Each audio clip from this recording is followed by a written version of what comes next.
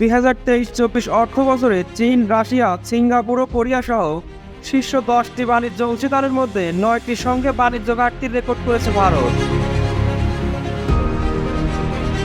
সম্প্রতি প্রকাশিত সরকারি পরিসংখ্যান অনুসারে আমদানি ও রপ্তানি দুই ক্ষেত্রেই পার্থক্য দেখা গেছে। এ ঘাটতি দেশটির অর্থনীতিতে নেতিবাচক প্রভাব তৈরি করতে পারে বলে মন্তব্য করেছেন বিশ্লেষকরা। চীন, রাশিয়া, কোরিয়া ও হংকংয়ের সঙ্গে বাণিজ্য ঘাটতি 2022-23 অর্থবছরের তুলনায় গত অর্থবছরে আরও বেড়েছে। অন্যদিকে সংযুক্ত আরব আমিরাত, সৌদি আরব, রাশিয়া, ইন্দোনেশিয়া ও ইরাকের সঙ্গে ব্যবধান সংকুচিত হয়েছে। কম্প্যাক্ট ভ্যাট সিস্টেম ডেভেলপমেন্ট, দ্রব্যমূল্য হ্রাস ও ভবিষ্যৎ ভ্যাট দায়মুক্ত থাকার মূলমন্ত্র। ভ্যাট দায়মুক্ত থেকে লাভজনক ব্যবসা পরিচালনার বিশ্বস্ত সহযোগী দ্য রিয়েল কনসালটেশন। স্বচ্ছ ভ্যাট আইনে দক্ষ ন্যায্য ভ্যাট প্রদানে। 2022-23 অর্থবছরের যথাক্রমে 8,320 কোটি, 4,003 কোটি, 1,457 কোটি ও 838 কোটি ডলারের বিপরীতে 2023-24 অর্থবছরে চীনের সঙ্গে বাণিজ্য ঘাটতি 8,500 কোটি, রাশিয়ায় 5,720 কোটি, কোরিয়ায় 1,471 কোটি ও হংকংয়ে 1,220 কোটি ডলার হয়েছে। এদিকে যুক্তরাষ্ট্রকে ছাড়িয়ে ভারতের বৃহত্তম বাণিজ্য অংশীদারের স্থান দখল করে নিয়েছে চীন।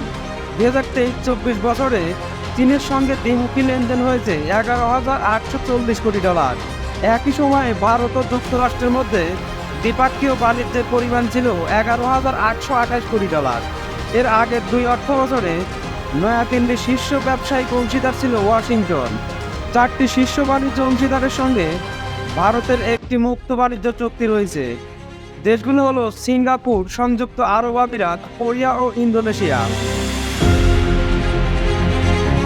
2023-24 অর্থ বছরে অল্প কয়েকটি দেশের সঙ্গে ভারতের বাণিজ্য উদ্বৃত্ত রয়েছে।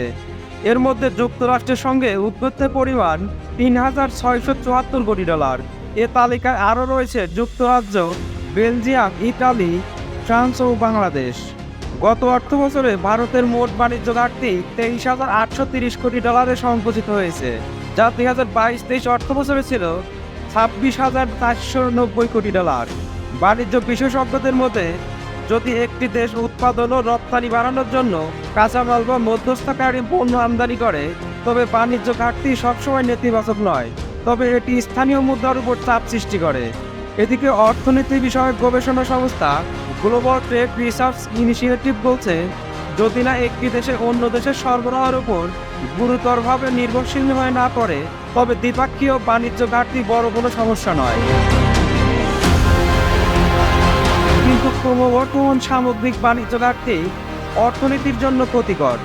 জিটিআরআই এর প্রতিষ্ঠাতা অজয় শ্রীবাস্তব বলেন, কাঁচামাল ও মধ্যবর্তী আমদানি ছাড়াও স্থানীয় মুদ্রা অবমূল্যায়নের কারণে ক্রমবর্ধমান বাণিজ্য ঘাটতি হতে পারে। এ সময় আমদানির জন্য আরও বেশি বৈদেশিক মুদ্রা প্রয়োজন হয়। এ অবমূল্যায়ন আমদানিকে আরও ব্যয়বহুল করে তোলে ও বাণিজ্য ঘাটতি আর খারাপ পরিস্থিতির দিকে যায়। তিনি আরও বলেন, ক্রমবর্ধমান ঘাটতির পূরণে বিদেশিদের কাছ থেকে আরও বেশি ঋণ নিতে হতে পারে। এছাড়া বৈদেশিক মুদ্রার রিজার্ভ কমতে পারে। এই পরিস্থিতি বিনিয়োগকারীদের জন্য অর্থনৈতিক অস্থিতিশীলতার ইঙ্গিত দেয়, ফলে বিদেশি বিনিয়োগ হ্রাস পায়।